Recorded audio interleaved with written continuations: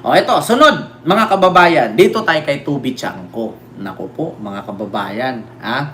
Ano yung kay Tubi Chanko, Kent? Ito po, mga kababayan. Si Tubi Chanko ngayon, mga kababayan, ha? Putak ng putak. Ha? Putak ng putak mga kababayan si Tubi Chanko. Hindi nila alam, ito po mga kababayan, ito po yung post, no? Basahin po natin. Ito po yung post ni GIL Review TV at ni Juan Luna Vlog. Ayan. So, yung nagmamalinis ka para hindi pagsuspetsahan na kawatan ka din. Sabi ni Juan Luna Vlog. Sabi naman ni GIL Review TV, isang BBM vloggers po yan. O, vlogger. Sangkot din naman pala. Sabi niya, bumalik kay Tubi Chanko ang mga seryosong tanong sa sarili niyang distrito sa Navotas. Kung saan dalawang kontraktor na konektado sa kanya kabilang ang St. Timothy Construction ng pamilyang Diskaya at SYMS Trading Construction ay inimbestigahan kaugnay ng umano'y ghost project at substandard na infrastruktura. Sa halip na magturo ng anomalya sa ibang binibigyang diin ni Garbin na kung tunay ang sinabi ni Chanko tungkol sa transparency at accountability ng pondo ng bayan, dapat muna niyang linisin ang sarili niyang bakuran, lalo na't hindi pa naman nailabas o napatunayan ang mga sinasabing insertion na patuloy niyang ibinabato sa iba. Yun nga ang sakit mga kababayan. Si Tubi Chanko, tira ng tira kay Martin Romualdez, sino pa? Sino pa yung mga binibira niya? 'Di ba? Marami siyang inano mga kababayan, tapos magugulat ka bigla niyang saluin doon. Walang kinalaman si PBBM diyan. Walang ganito si PBBM diyan, 'di ba? Pero mga kababayan, bakit hindi niya ibulgar yung kanyang sariling distrito? Na kung saan ang nabutas na ang dalawang kontraktor ni Tubi Chanko sa Ghost Project inimbestigahan na, konektado sa mga Diskaya. Naku po mga kababayan, hindi naman ako nagtaka niyan mga kababayan. Bakit? Kasi nga kadalasan sa mga politikong putak ng putak, 'di ba? May mga sabit 'yan. 'Di ba? Sa totoo lang, yung mga politikong putak ng putak, may mga sabit. Tingnan mo si Chabit. Hindi pa naimbestigahan, pumuputak na. Kaya pala putak ng putak kasi marami din palang sabit. 'Di ba? Pumutak ng pumutak. Ayun, kinasuhan, plunder din. Ngayon mga kababayan, ito po yung kadahilanan. Hindi na po ako nagtaka, mga kababayan. Ito po yun, mga kababayan. Ito. Sa TikTok po ito, buksan mo lang ha, mga kababayan. Wait lang. Ito po siya, mga kababayan. Ito po yung nakalagay. Ayan, si Alfredo Gabrin ang nagsabi. Ayan, si Congressman Alfredo Gabrin. Ayan, ng Ako Bicol Party List. Ayan, Ako Bicol Party List, Alfredo Gabrin Jr. Ito po, nagtataka rin nga ako kay Tubi Chanko. Dahil nandun ang dalawang kontraktor na involved sa ghost project na kontraktor niya rin sa Nabutas. Yung SYMS Construction Trading at St. Timothy na gumagawa ng flood control niya. Sana doon na lang siya tumutok at inimbestigahan ang sarili niya. Naku po mga kababayan. Ano kaya ang flood control or ghost project ni Tubi Chanko, mga kababayan, na Diyos ko po, hinawakan nitong SYMS Construction Trading at St. Timothy ni Diskaya. Nako, Mayor Magalong tennis court at rock knitting, ngal-ngal, sabit din, di ba? Sir Bien, nakita ninyo? Rock knitting, ganyan, ganong. Pero yung tennis court niya, yun naman pala. Sinong manok nyo sa 2028 na mga senador? Wala kaming pakialam, dagol. Maglulo ka na lang dyan. Manok ka ng manok, putang ina, buto ka ng buto. Di mo alam yung binubuto mo, mga kurap. So yun po yun, mga kababayan. At bukod dyan, ito pa, may isa pa dito, mga kababayan, pakinggan natin. Ito ha. Oh, pakinggan natin mga kababayan. Yung kay ano, Tubi Chanko. Wait lang ha. Mga kababayan, kasi hindi siya na-open eh. Senator Amy Marcos. May kusakan bang... ganun pala. Wala pala tayong pinag-usap. Tubi Chanko, ito po mga kababayan, na mismong siya pala ay sumabit. Nako, Tubi Chanko Ghost Project. Ito na. Congressman Chanco, maraming salamat po sa interview na ito. Thank you, thank you.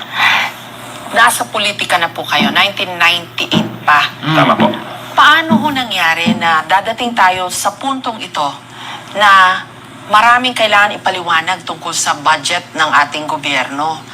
At a time na humihirap ang buhay, and at a time na with all the historical events in the past, dapat nakaka-move forward na po itong ating bansa. So why are we still here? Okay, bago ko sagutin yan, Jessica, for the record, I have to state it for the record, hindi po ito ang unang beses na question ko ang budget. Opo. But for the record, pwede na checkin sa archives ng Kongreso, 2012 budget, 2014 budget, at 2015 budget. Question ko na yan. Okay? Tapos noon, admittedly, surrender na ako. Wala na akong magagawa dito dahil ma-outvote lang ako. Napagod din kayo. Hindi lang napagod. Alam kong walang mangyayari. Kasi pagbobotohan di ba lahat naman pinagbobotohan sa Congress eh. So matatalo lang ako sa botohan. So wala na. Bakit pa ako magka-question? Para for the record na question ko na wala naman mangyayari din. So, tahimik lang tayo kahit congressman ako. Tahimik lang daw siya. Paano hindi ka tatahimik? Nakatanggap ka. Oh, ito yung sunod, mga kababayan. Paano ho nangyayari ito? To, ibig sabihin, tunay itong listahan kasi pag ako mag-present, tapos mali, ako mapapagalitan. So, chinek ko yung doon sa nabotas. Tama siya na 520, tama siya na ang na-approve doon sa request ko is 529. Na ang proponent is ako at ang district na napuntahan is distrito ni Toby Tiangco. So, naging confident ako na tama kasi eksaktong 529 siya. So, ibig ko lang sabihin, kung ganun talaga yung case, na request ng congressman, dapat nakapangalan yun doon sa district congressman. Tinatanggi nga nung tatlong pinakamalaki doon na district congressman, sabi, hindi naman namin yan. Nagulat na lang kami. So, bakit magtataka ka? Bakit mas alam ni Congressman Saldico yung pangangailangan doon kaysa doon sa district congressman? At bakit hindi i-request ng district congressman kung kailangan talaga nila yun? Okay. Committee on Appropriations siya. Siyempre, alam niyo na speaker. How much did the speaker know? Yun ang dapat sagutin ni Saldico. Ayun, mga kababayan.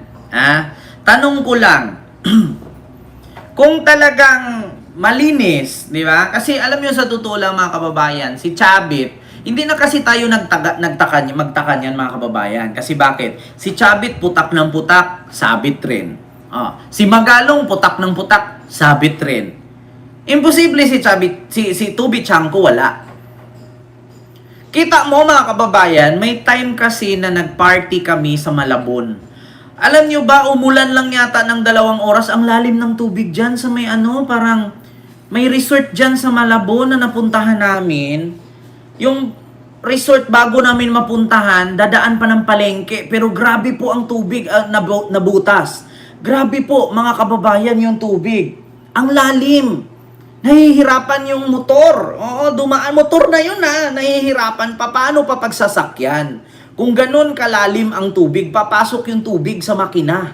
Papasok yung tubig sa loob. Di ba? Diyos ko naman, mga kababayan. Ay, naku po. Kaya nga sa totoo lang, sabi nga na ni Ako Bicol Party List, di ba? Si Gabrin, na sa totoo lang, bakit daw si Tubi Chanco ngal-ngal na ngal-ngal? Bakit hindi niya imbestigahan yung sarili niyang lugar na nabotas na ang mga contractor doon na SYM Construction Trading at ang Sentimuti, no? Kung nagawa ba daw ng ayos or hindi ang mga tawag dito, proyekto na hinawakan ni Diskaya. ito ha, Ano mga ba, pinaalam kababayan. mo ba to kay Speaker? O ikaw Ah. lang? Tanungin natin ha, hanapin natin. Nabutas. Project. Diskaya. Para makita natin ha, mga kababayan.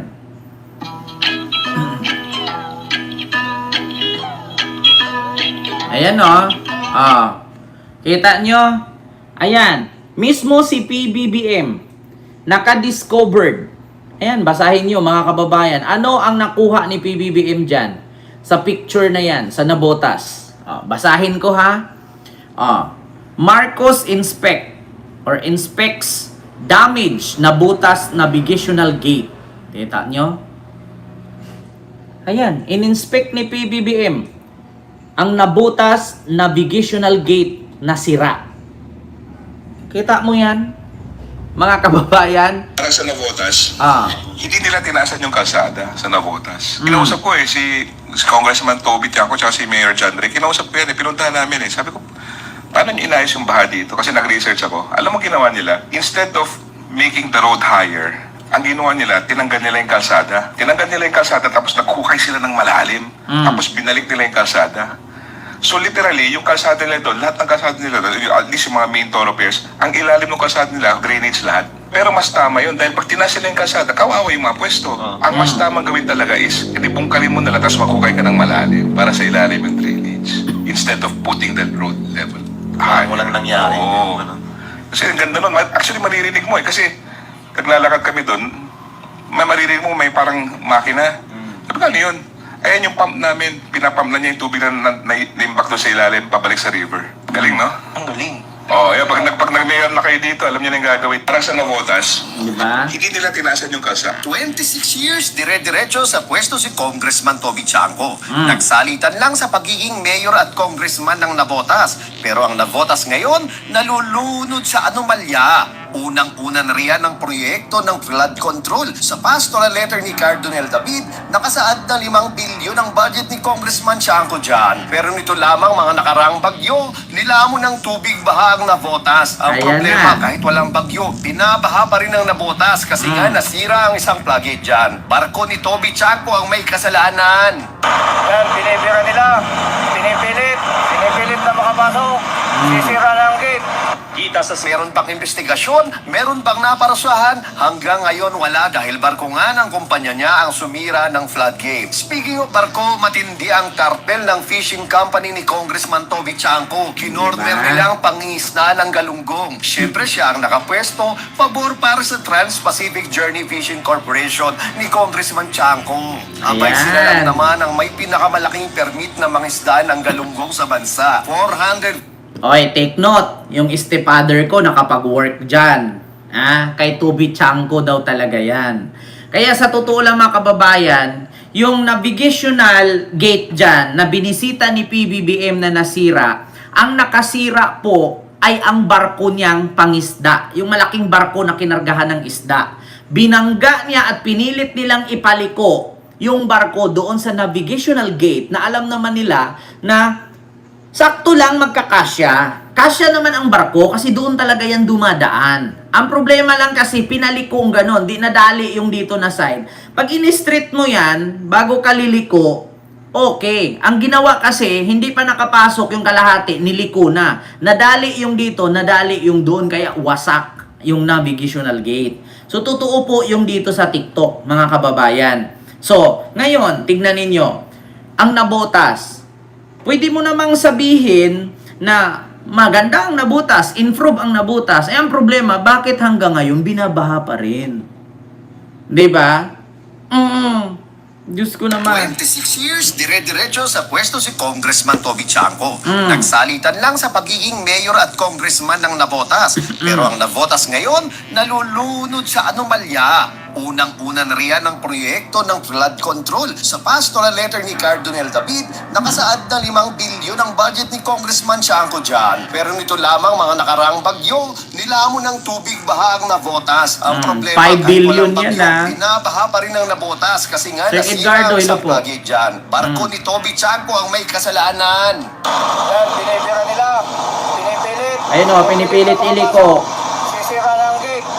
nakita sa... Meron bang investigasyon? Meron bang naparasahan? Hanggang ngayon wala dahil barko nga ng kumpanya niya ang sumira ng floodgate. Speaking of barko, matindi ang kartel ng fishing company ni Congressman Toby Chanco. Kinorner nilang pangisna ng galunggong. Siyempre siya ang nakapwesto, pabor para sa Trans-Pacific Journey Fishing Corporation ni Congressman Chanco. Abay sila lang naman ang may pinakamalaking permit na mangisda ng galunggong sa bansa. 448 kilo ang kinorner nila kada buwan. Ang malupit, registered sila as a tuna fishing company sa labas ng bansa. Bakit biglang nagkaroon ng permit? Kasi nga ginagamit ang posisyon niya. Tapos, itutod ang tubo.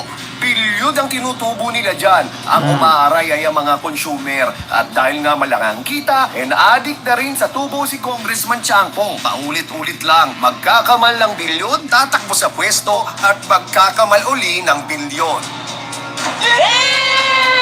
Diba? 26 years, dire-diretso sa pwesto si Congressman Toby Chanco. Oh. Kaya ngayon, binisita ni PBBM na nasira ang navigational gate sa Navotas. Walang nanagot. Walang nakulong. Sip-sip eh. Sino bang nakabangga nun? Sino bang nakadali nun? Siya. Diba? Alam nyo mga kababayan, hindi na po tayo magtaka. Kaya po nananalo itong mga to kasi may pera nga naman. Oo, try mo tumakbo ng politiko ka wala kang pera. O 5 billion saan napunta? Yun nga ang tanong ngayon. Eugene De Mesa. Yun ang tanong ngayon kung nasaan yung 5 billion na budget ng Navotas. Ay, nako. Mga kababayan. Wait lang po Ano po yun? Wait lang po. Opo. Wait lang po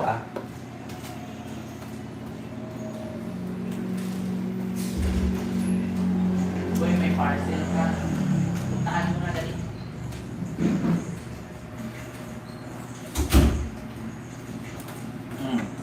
So yun po yun, mga kababayan. So alam nyo na, no? Kitang-kita nyo na. Alam mo, Robin, kahit tumakbo ka, walang hahabol sa'yo. Sabi ni Rodi. Ayan na, alam nyo na, mga kababayan. Kaya sabi ko sa inyo, yung 5 billion na yan. Para sa Navota. 20. Ito ang rason kung bakit mahalaga ang Southern Leyte sa kwento ng mga... Pagdating ng 2020, at ito ang nakakalungkot, Mr. Chair. Kasi ito yung panahon na marami ang nawalan ng trabaho, marami ang uncertainties, marami ang namatay, marami ang Andoon lubog sa utang, baba, Diyos ko naman. dahil napakamahal ng testing sa Pilipinas. Pagdating ng 2020, at nagkabutas-butas na ang ilang sahig ng tennis court. Kaya naman ang tennis player na si Alias June, minabuti mo ng huwag maglaro. Katulad nito kay Magalong. Yung tennis court ni Magalong na 110 million.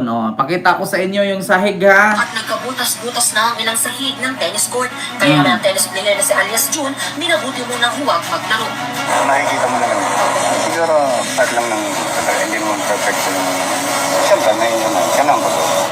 Ang nasabing gusali, sinimulang pinatayo noong 6 ng Oktubre taong 2022 at nagkakahalaga ito ng 110 milyong piso. At ang kontraktor, ang St. Gerard Construction na pagmamayari ng mga diskaya na Kita ninyo? Wala talaga mga kababayan. Lahat ng proyektong hinawakan ng mga diskaya, lahat po talaga sira. Huwag na po kayo mag-expect. St. Timothy, St. Gerard, lahat. Kasi siyam na construction company yan.